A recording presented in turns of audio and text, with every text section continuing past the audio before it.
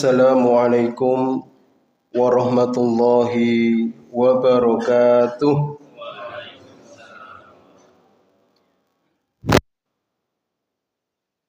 Nahmaduhu wa nasta'inuhu wa nastahdihi wa natubu ilaihi wa na'udzu billahi min syururi anfusina wa sayyiati a'malina.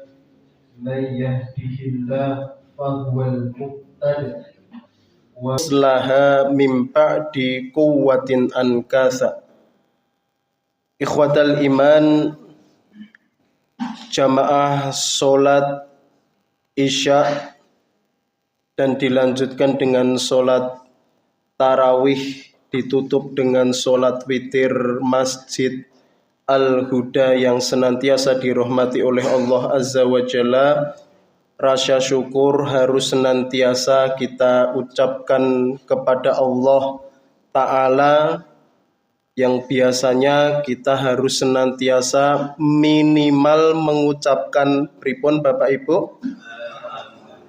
Alhamdulillahi Rabbil Alamin.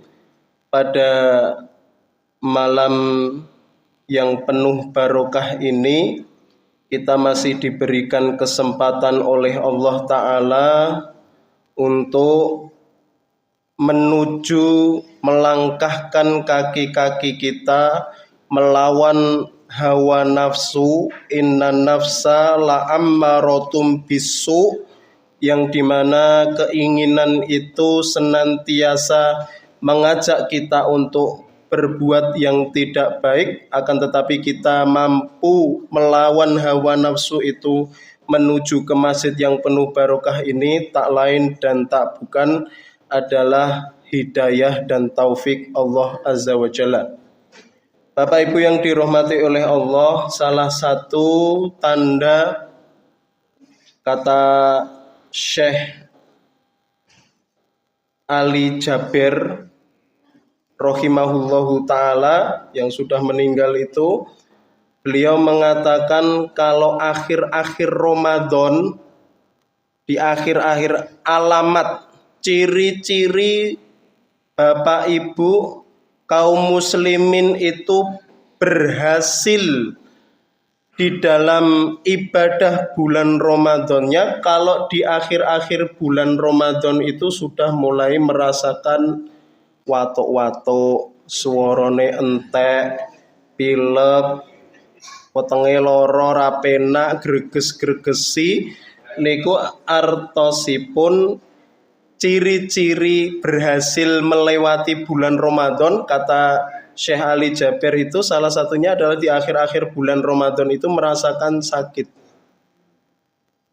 Kenapa kemudian Syekh Ali Jaber mengatakan seperti itu? Karena dari awal Ramadan sampai akhir-akhir ini digunakan untuk mencari ridha Allah, memperbanyak membaca tilawah Al-Quranul Karim. Dibandingkan dengan bulan-bulan yang lain, tentu bulan Ramadan itu lebih banyak kita gunakan untuk mencari atau mencari ridha Allah Ta'ala. Sholawat serta salam semoga tercurah kepada qudwah hasanah kita, Nabi Muhammad, yang senantiasa kita nantikan syafaatnya, pertolongannya di hari tidak ada yang bisa menolong kecuali syafaatnya Nabi Muhammad SAW. Ikhwatal iman, pada kesempatan yang penuh barokah ini kami ingin melanjutkan materi kemarin, di mana kita di bulan Ramadan ini harus senantiasa memperbanyak istighfar, mengakui kesalahan, karena kemarin kita sampaikan kita itu adalah penerusnya para anbiya wal mursalin, penerusnya para nabi dan para rasul, di mana ketika kemudian melakukan kesalahan di muka bumi ini melakukan perbuatan-perbuatan yang tidak sesuai, itu kemudian mengakui kesalahannya. Nabi Adam alaihi salatu wassalam ketika kemudian memakan buah khuldi, di mana buah khuldi itu adalah buah yang dilarang, maka Nabi Adam itu mengucapkan Rabbana dzolamna anfusana. Aku melakukan perbuatan yang tidak sesuai ya Allah, mengakui kesalahan. Nabi Yunus alaihi salatu wasalam juga demikian, ketika diminta untuk berdakwah di tengah-tengah kaumnya, kemudian karena kaumnya niku super, wah wandanane surat trimo angel meleh, wah entek-entekan dikuandane so awan bengi niku saya dina saya mbangkang, entek-entekan.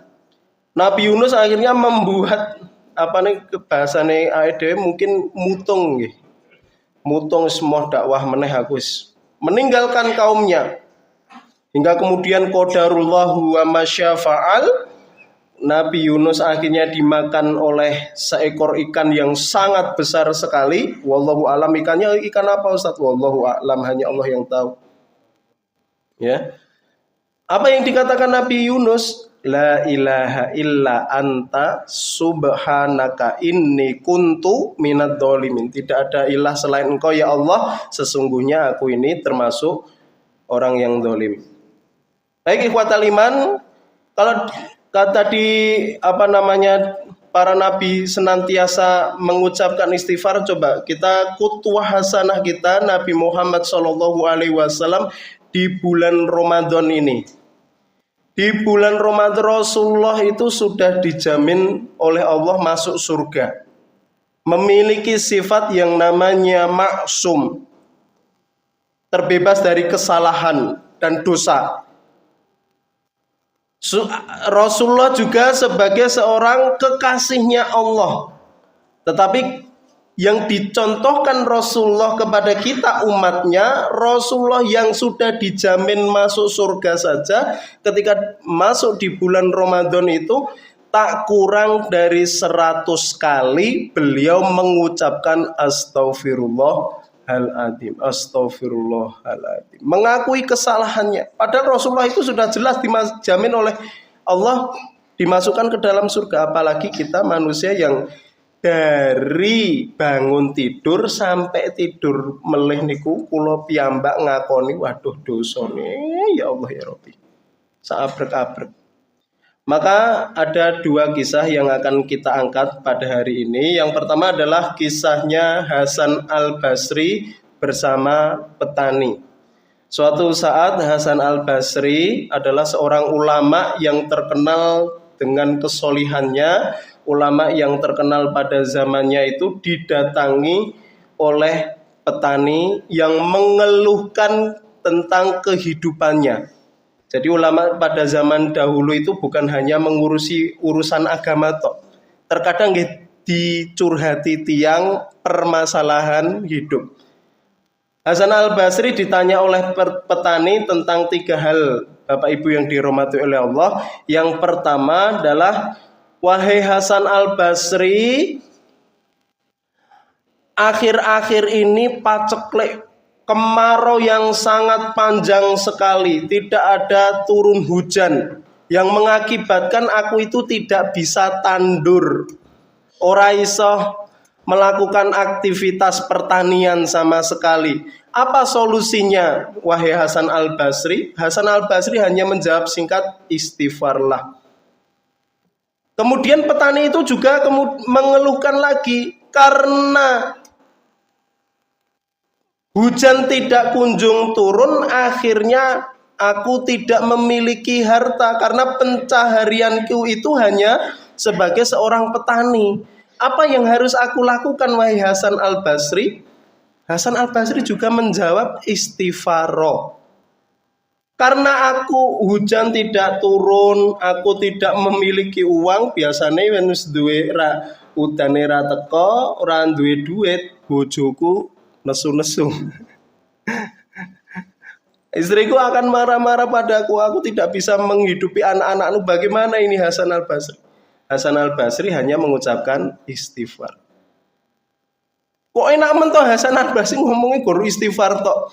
Hasan Al-Basri kemudian mengutip sebuah ayat, faqul tustaghfiru rabbakum Innahu kana ghaffara, beristighfarlah kepada Tuhanmu, sesungguhnya Tuhanmu itu Maha Pengampun dosa. Yursilis samaa alaikum midrara, maka dari atas langit itu akan dimunculkan hujan, wa yumdidukum bi amwali wa banin.